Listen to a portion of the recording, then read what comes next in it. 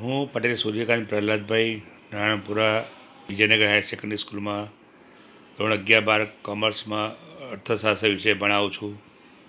આજે આપણે પાઠ 4માં ધોરણ 12ના અર્થશાસ્ત્ર વિષયમાં પાઠ 4 તાસ નંબર 5માં રિઝર્વ બેંકના બિન નાણાકીય કાર્યો અને નાણાકીય નીતિ, એનો અર્થ, વ્યાખ્યા અને નાણાકીય સાધનોનો આપણે અભ્યાસ કરીશું. તો મિત્રો, આજે પુસ્તકમાં પાના નંબર 41 ઉપર રિઝર્વ બેંકના બિન નાણાકીય કાર્યોની આપણે ચર્ચા કરીએ. રિઝર્વ બેંક બિન નાણાકીય કાર્યોમાં એક નિયમન અને દેખરેખની કામગીરી બજાવે છે. એટલે કે રિઝર્વ બેંક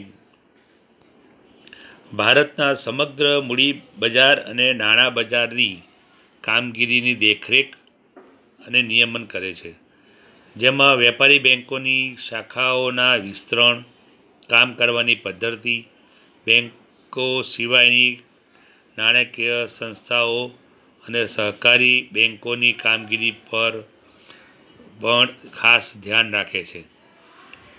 એટલે કે એક આ અગત્યનું કાર્ય છે. બીજું પણ કાર્ય છે કે બેંક પ્રોત્સાહક કાર્યો કરે છે.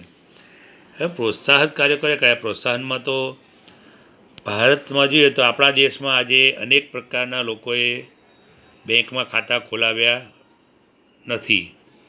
ઘણા લોકો તેની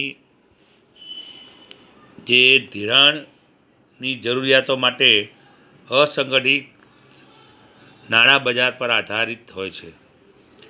એટલે ધંધાની ચૂકવણીઓ ચેકના બદલે કેશ દ્વારા કરે છે, જેથી વિનિમયની ખરી નોંધ થઈ શકતી નથી અને તેથી નાણાંનું મૂલ્ય તેમજ રાષ્ટ્રીય આવક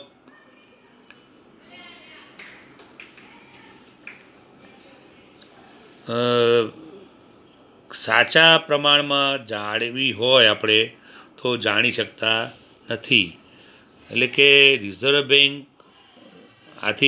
બેંક લોકોમાં આ અંગેની જાગૃતતા લાવવા માટે પ્રયત્નો કરે છે. ગામડાઓમાં બેન્કોની વધુ શાખાઓ ખોલાય તેવા પણ પ્રયત્નો કરે છે. વધુ લોકો સંગઠિત નાણાં બજારમાં આવે તે માટે પણ સતત પ્રયત્ન કરે છે.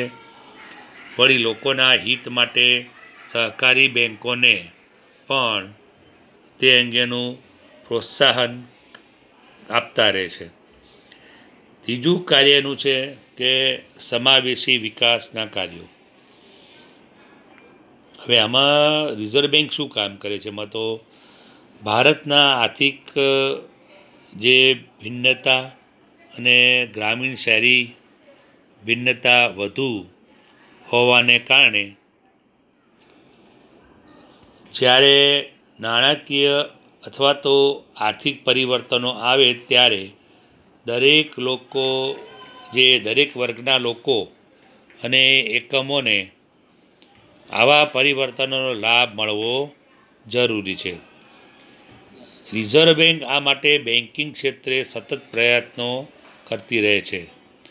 ધિરાણ માટેની અગ્રિમતા ધરાવતા ક્ષેત્રો જેવા કે ખેતી, નાના કદના ઉદ્યોગો, પછી નાના સ્વરોજગારો તેમજ પરંપરાગત ગૃહ ઉદ્યોગો વગેરે માટે પણ ખાસ ધિરાણ માટેની વ્યવસ્થા ઊભી કરે છે. એટલે આમ લોકોમાં બેન્કિંગ અને નાણાં વ્યવસ્થા વિશેની જાણકારી અને જાગૃતતા વધે તે માટે પ્રચાર જાગૃતિ અંગેના કાર્યક્રમો પણ રિઝર્વ બેંક કરે છે. હાલના સંજોગોમાં જોઈએ તો પ્રધાનમંત્રી જનધન યોજનાનું સંચાલન રિઝર્વ બેંક કરે છે. તેથી જે કહીએ તો બેન્કોના ગ્રાહકોના હિત અને હકની જાળવણી પણ કરે છે. બેન્કિંગ પ્રવૃત્તિઓના સુધારાઓ તથા સંશોધનને વેગ આપવા માટે રિઝર્વ બેંક દરેક પ્રકારના નાણાકીય જે આંકડાઓ તથા નિષ્ણાતોના લેખો પોતાની વેબસાઇટ પર મૂકે છે, જે દરેક વ્યક્તિ વિના મૂલ્યે પ્રાપ્ત કરી શકે છે. તેની વ્યવસ્થા પણ રિઝર્વ બેંક કરે છે. એટલે આપણે જોયા જે કાર્યો એ રિઝર્વ બેંકના બિન નાણાકીય કાર્યો. ટૂંકમાં પ્રશ્ન પૂછાય છે મિત્રો, ટીક રાખજો. પ્રશ્ન 3 ગુણનો પૂછાય. હવે રિઝર્વ બેંકની નાણાકીય નીતિ એટલે કે પૈસાની નાણાકીય નીતિ એટલે શું? પેજ નંબર 41 ઉપર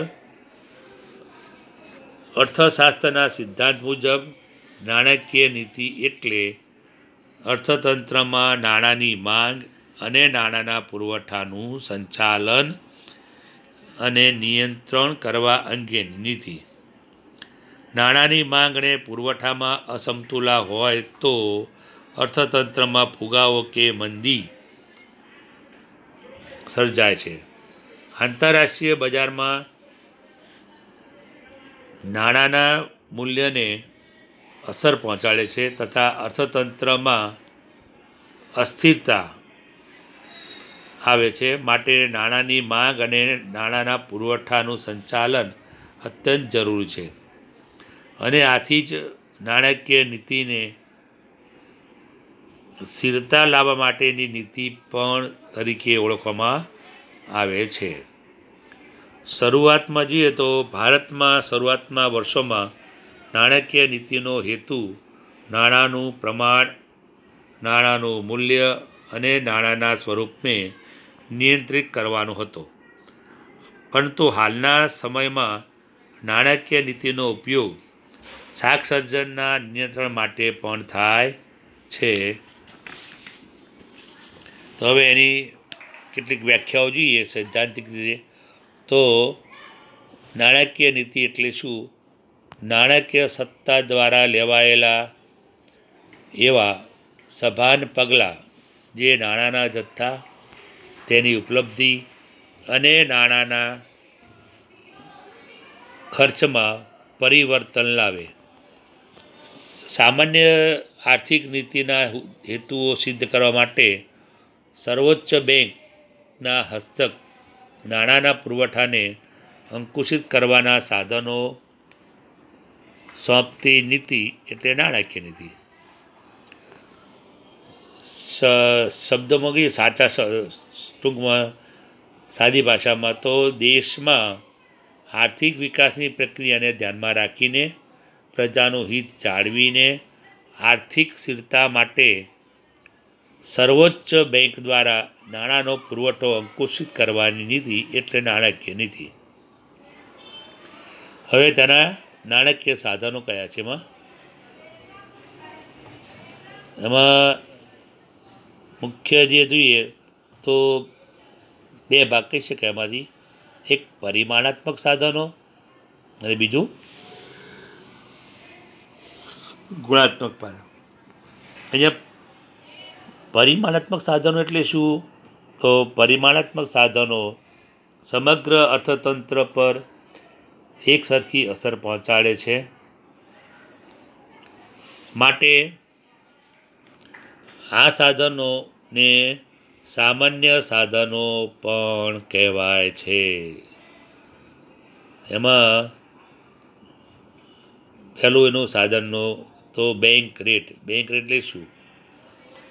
જ્યારે વેપારી બેંકો નાણાંની અછત અનુભવે ત્યારે રિઝર્વ બેંક પાસે નાણાં ઉધાર લે છે. રિઝર્વ બેંક વેપારી બેંકોને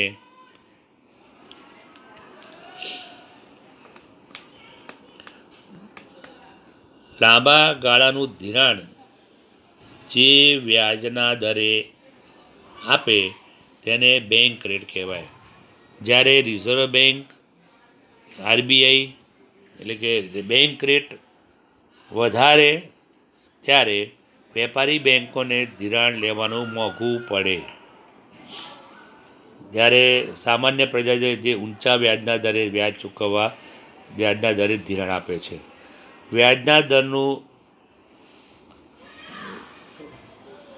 વ્યાજનો દર વધતા પ્રજા ઓછું ધિરાણ લે અને આમ નાણાંના પુરવઠામાં ઘટાડો થાય છે.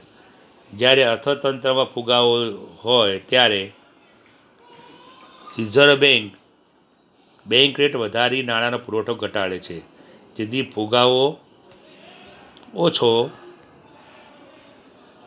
થાય. મંદી હોય ત્યારે ત્યારથી આનાથી ઉલટું થાય છે. એટલે એક કહીએ તો જ્યારે નાણાંની માંગ કરતાં નાણાંનો પુરવઠો વધુ હોય ત્યારે ફુગાવો સર્જાય છે અને આનાથી ઉલટું હોય ત્યારે મંદી સર્જાય છે. બેંક રેટ ખૂબ નીચો રાખવાની નીતિને સસ્તા નાણાંની નીતિ કહેવામાં આવે છે અને બેંક રેટ ખૂબ ઊંચો રાખવાની નીતિને મોંઘા નાણાંની નીતિ પણ કહેવામાં આવે છે. ભારતમાં 1953માં બેંક રેટ 3.5% જેટલો હતો. 1981માં 10% થયો, 1991માં 12% અને 2016માં 7% જેટલો બેંક રેટ રિઝર્વ બેંકે રાખેલો. એ છેલ્લા કેટલાક વર્ષોની જોઈએ તો રિઝર્વ બેંકને નાણાંનો પુરવઠો એ બેંક રેટ દ્વારા નિયંત્રિત કરવાની બદલે રેપો રેટ અને રિવર્સ રેપો રેટ દ્વારા કરે છે. બેંક નાણાં જે લાંબા ગાળા માટે જે નાણાં ગાળાનો રેટ છે તે ટૂંકા ગાળાના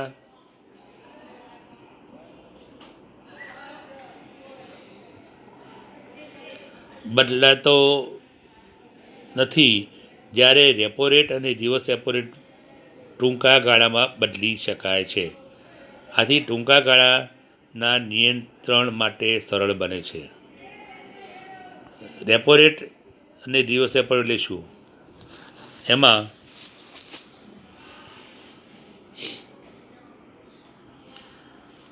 જ્યારે વેપારી બેંકોને ખૂબ ટૂંકા ગાળા માટે એટલે કે 1 દિવસ માટે, 7 દિવસ માટે, 15 દિવસ માટે ટૂંકા ગાળામાં તે ધિરાણ એટલે કે નાણાંની જરૂર પડે છે ત્યારે તેઓ રિઝર્વ બેંક પાસે નાણું લે છે. જે દરે રિઝર્વ બેંક વેપારી બેંકોને આવું નાણું આપે તે રેપો રેટ કહેવાય.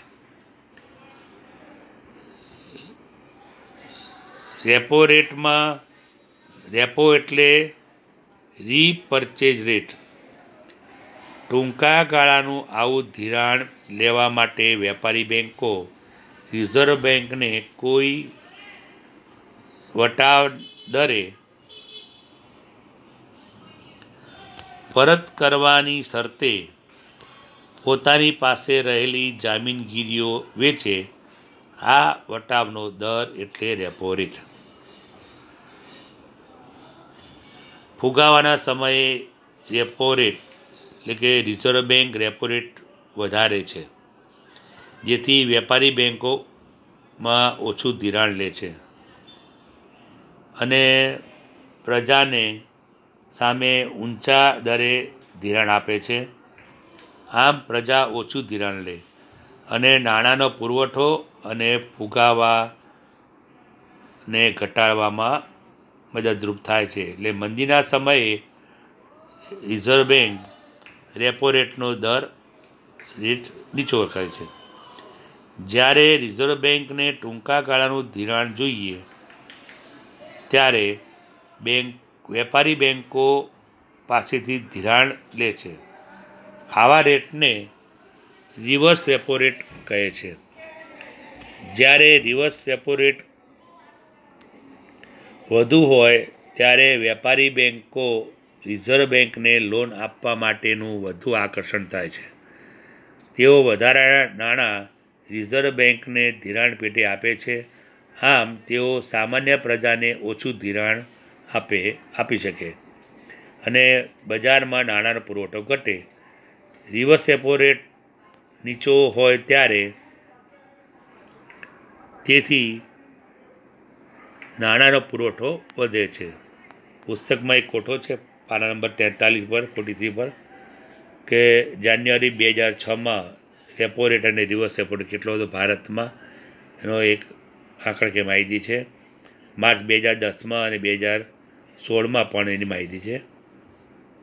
જાન્યુઆરી 2006માં રેપો રેટ 6.50% જેટલો હતો, ત્યારે રિવર્સ રેપો રેટ 5.50%. 2010માં 5% અને 3.5%, અને ઓગસ્ટ 2016માં રેપો રેટ 6.5% અને રિવર્સ રેપો રેટ 6%. આમ આ પ્રકારની જે કામગીરી કરે છે એમાં બેંકમાં એવા કપરા સમયમાં સ્થિરતા લાવવા માટેની જોગવાઈ પણ કાર્ય કરે છે. આ એક ખરેખર અગત્યનું કાર્ય છે. આ એક વિશિષ્ટ જોગવાઈ છે જ્યાં સતત કપરા સંજોગો અને નાણાંની કટોકટી અછતના સમયે વેપારી બેન્કો રિઝર્વ બેન્ક પાસે સરકારી જામીનગીરીઓ મૂકીને નિર્ધારિત દરે ધિરાણ લે છે. આ દર રેપો રેટ કરતાં વધુ હોય છે. 2016માં આ દર 7% જેટલો હતો, જેને આપણે માર્જિનલ સ્ટેન્ડિંગ ફેસિલિટી કહેવાય છે. અત્યાર સુધી આપણે મુદ્દા જોયા છે એમાં એના નાણાકીય કાર્યો, અને એમાં આગળ મુદ્દો જે છે એ અનામત એટલે કે રોકડ અનામતના પ્રમાણમાં ફેરફાર કરવાનો કાર્ય પણ નાણાકીય નીતિનું સાધન છે. એટલે એનો આગળ મુદ્દો આપણે એના પછીના લેક્ચરમાં કરીશું. મિત્રો, થેન્ક યુ વેરી મચ.